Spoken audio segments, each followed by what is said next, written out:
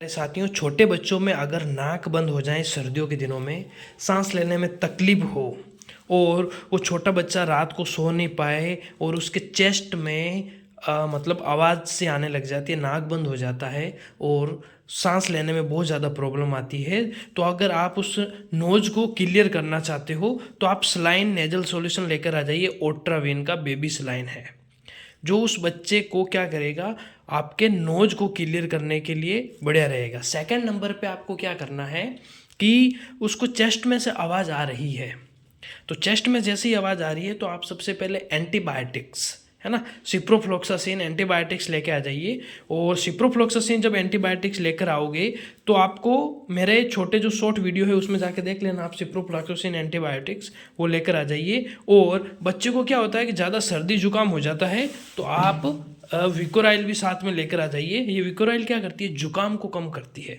तो जुकाम होने की वजह से बच्चे का चेस्ट में आवाज़ हो रही है, चेस्ट पेन कर रही है। और एक सजेशन इसके साथ में और है, प्लीज़ अपने पास के पेडियाट्रिक डॉक्टर से ज़रूर मिलिएगा अगर आपको ऐसा लग रहा है 2 दिन 3 दिन सिम्टम्स लग रहा है तो। नोज क्लियर के लिए मैंने आपको बता दिया था वो, ठीक है। और उसके साथ में ही आप अगर उस बच्चे को कफ वफ जम रहा है चेस्ट के अंदर तो आप क्या लेकर आ जाइए, ये लेकर आ जाइए। और ये बच्चे को क्या कीजिए, दिन में 2 टाइम्स, और आप अपने डॉक्टर से जब मिलोगे तो वो सजेस्ट और भी कर देगा आपको। इंडिकोफ पैलेस करके है, लिवोसिटाबिटामोल सल्फेट करके है, इंडिकोफ एलएस पेडियाट्रिक आती है, ठीक है ना। इन 3 से क्या होगा, बच्चे का जुकाम के लिए, कफ के लिए, बलगम के लिए और नोज क्लियर के लिए अगर ऐसा हम 5 से 10 दिन बच्चे का ट्रीटमेंट होता है तो इजीली बेबी क्या हो जाता है, क्लियर हो जाता है। वो सारी ओटीसी मेडिसिन है।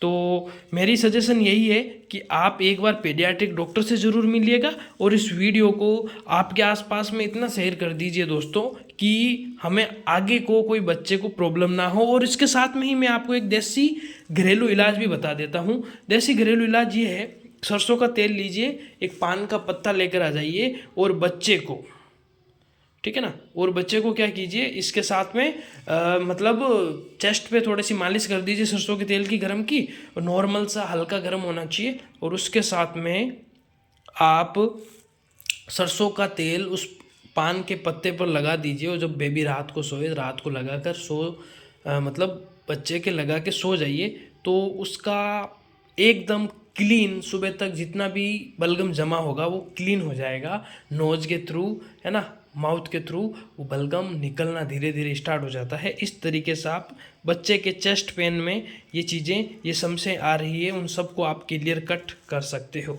जय हिंद, जय भारत। मैं आशा करता हूँ ये वीडियो आपको पसंद आया होगा। अगर पसंद आया है तो प्लीज़ दोस्तों लाइक करना और चैनल को सब्सक्राइब करना ना भूलें। जय हिंद, जय भारत।